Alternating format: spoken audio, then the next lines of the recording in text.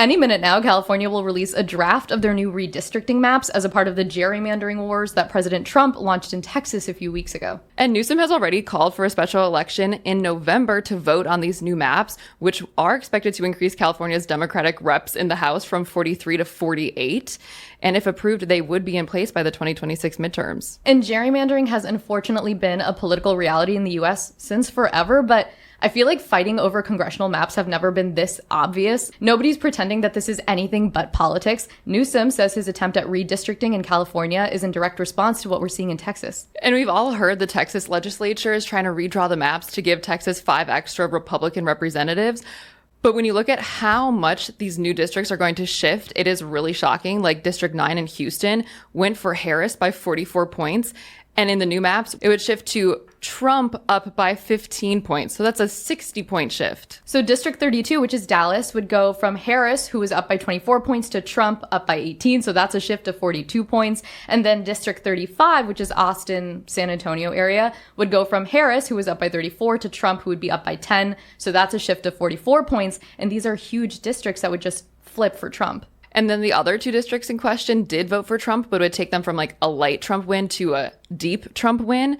But both currently have Democratic representatives, so that would obviously be in jeopardy.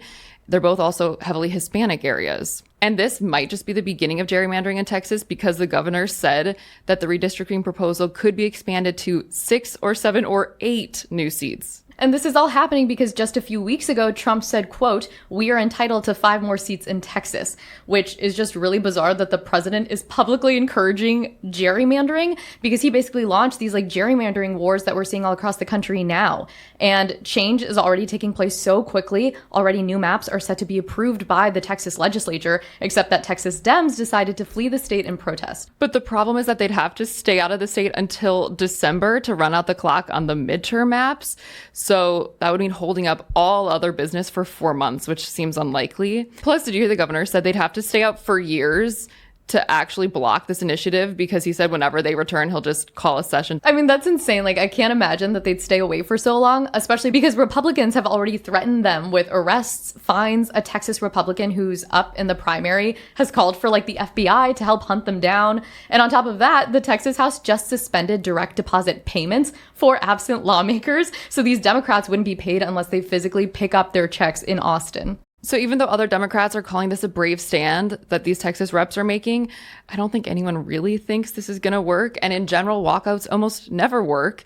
The best you can kind of hope for is that they could lead to a concession. So maybe they could like make some kind of deal. And it looks like the legacy of what happens here won't be restricted to just Texas, but what kind of happens across the country, because at least a dozen other states are potentially redrawing their maps before 2026 or 2028. The Dems are looking at California, New York, Illinois, and Maryland, and the Republicans are trying to add seats in, of course, Texas, Florida, Indiana, Missouri, Ohio, and South Carolina. And so crucial context as to why this is so unprecedented is that usually districts are only redrawn after every census. So the last one was in 2020. The next one's going to be in 2030. So halfway through the decade is really not normal. So it's funny how in the midst of all of this, Trump is calling for a new census. And he says the reason is that the census shouldn't count people who are in the country illegally, which is smart because it's a justification that his base can really rally behind. And experts are saying that it isn't a coincidence that he's trying to manipulate the census data in his favor while pushing Republican states to gerrymander. Well, I don't understand how that would be legal because literally the 14th Amendment says that representation is determined by the whole number of persons in each state, regardless of legal status. Where are the guardrails that are stopping states and even the president from just drawing up districts in their favor? And it's potentially going to get a lot worse because the Voting Rights Act, which prohibits racial discrimination in voting, might be struck down by the Supreme Court. So the Supreme Court will hear oral arguments for a case that they've already heard once over Louisiana creating a map that has a second majority black district. So originally, Louisiana only had one majority black district of the 6 in the state, but then a federal judge ruled they needed to make another one to adhere to the Voting Rights Act because black people make up 1/3 of Louisiana's population. So likewise, they should have 2 districts of the 6. But then a group of non-black voters basically sued the state saying it was discriminatory against the majority, which is white people, to take race into account. So the Supreme Court is hearing these re-arguments for them in October. And this could just redefine voting rights as we know them. And so since all of these state and Supreme Court actions really favor Republicans. Democrats have decided to fight fire with fire, and New York and California are leading the charge, saying they're going to redraw their maps. But in New York, their maps wouldn't be in place until the 2028 election. So California being in place by the midterms would be huge. But redistricting is difficult in these liberal states. For example, New York and California have these independent commissions that oversee drawing maps to avoid partisan influence. And that is, in general, a good thing, but it obviously puts them at this political disadvantage. So we spoke to the guy who's actually redrawing the districts for California, Paul Mitchell. He's a political consultant and redistricting expert, and we were his first interview after officially being tasked with this project. So Paul, we know that California is releasing drafts of new redistricting maps later this week on Friday. Can you just tell us what to expect and what might change? Well, I think, the California's maps are intended to create partisan gain for Democrats. It's the idea of confronting what is happening in Texas. They say they're going to pick up 5 Republican seats. Well, then if you're going to do that, we'll draw a map that'll pick up 5 Democratic seats. I think a lot of what people are thinking they're going to see is, some crazy lines going down freeways and creating districts like they're doing in Texas. They want districts that are built on what the commission already did, that protect the Voting Rights Act, that protect communities of interest. It's kind of like, let's do what we need to do to make sure that we create a map where California voters feel like, yes, this is an appropriate pushback to what is happening in Texas, but not a break all the rules, communities be damned, crazy gerrymander. Wow, I think we're surprised to hear you say that, just because California prides itself on having this independent commission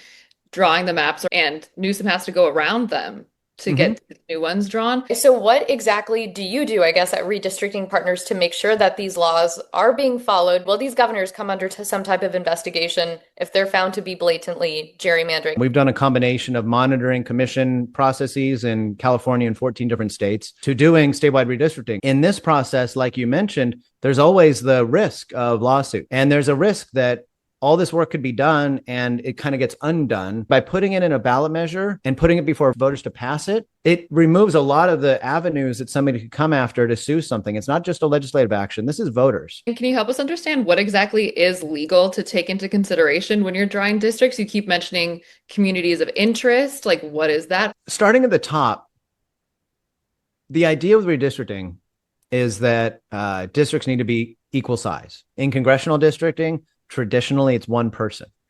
So every district needs to be within 1 person deviation of the average size of a district. What is a community of interest? We live near the airport and the airport noise, and we're trying to lobby legislature to get a law about the airports. They might be ethnic or religious community, put them into districts where they can increase their representative and voting power. These districts are drawn for partisanship gains because if somebody were to propose a plan and say this was done for Voting Rights Act gains, in 6 months the Voting Rights Act goes away, it undercuts the whole legality of the plan. There's obviously been a lot of backlash over what's happening in Texas, especially because a lot of this redistricting effort came at the request of President Trump. So how rare is it, you've been working in this field for a while, for the president to encourage and get involved with this redistricting effort? It's the craziest thing ever. I was planning on going on a vacation with my wife and kid to London, Paris, Rome. I dropped them off at the airport 2 weeks ago, and I'm going to go pick them up today. You don't have the president of the United States coming in and say, redraw your lines. It's relatively unheard of. This midterm election should be about what's happening policy-wise, who's going to control Congress, and these other things. Now we're having this redistricting war that is kind of like a proxy war for the other fight we're going to have in 2026. And in the end, I'll tell you, nobody's going to be made better because of this war. But nobody's thinking this is what we want to do forever. They're thinking this is what we have to do now. And then in 2031, we go back to the commission and take a sigh of breath and let go and let norms take effect again and have our democracy be safe again. And so Trump is making this argument that he is entitled to 5 more seats in the House in Texas. Yeah, okay. Does he have any argument there? No, I've never heard of such a thing. I mean, if Bill Clinton or Obama had said, I won by California by a big number, I think you owe me some congressional districts now, and it called the California governor and told them to redistrict in, the 2000s, that would have been laughed out. The fact is that the Trump administration does not hold the voting system or the rights of voters in very high regard. Even in California, when the 2018 election happened, he said that, millions of illegal aliens were voting in California elections. Patently false.